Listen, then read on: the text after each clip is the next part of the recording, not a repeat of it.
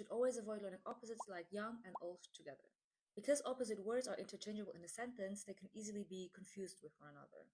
This principle also applies to lexical sets where you, for example, group body parts or food and animals in one list. It also applies to words that sound very similar. For example, I struggled to distinguish moeilijk and makkelijk while I was learning Dutch because to me they sounded very similar, and on top of that, they were opposites. And it also applies to words that fulfill a similar function in a sentence, like, for example, verbs, adjectives, or nouns. If you were to learn a whole bunch of conjunctions all at once, you're probably going to get them all confused. Studies actually show that people prefer to learn related words together because they perceive it as easier, but actually it takes 47 to 97% more repetitions on average.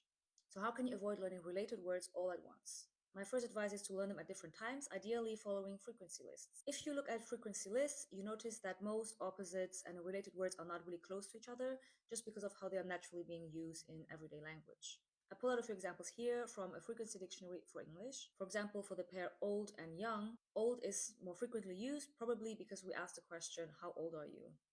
The confusion usually happens when your brain has two vague ideas of two different words and doesn't know which one to pick. So when you follow frequency lists, you're going to encounter the word old first and create a stable memory of that word so that by the time you encounter the word young, you'll be less likely to confuse them. This was strategy number 1 out of 3 on how to avoid confusing similar words when learning a new language.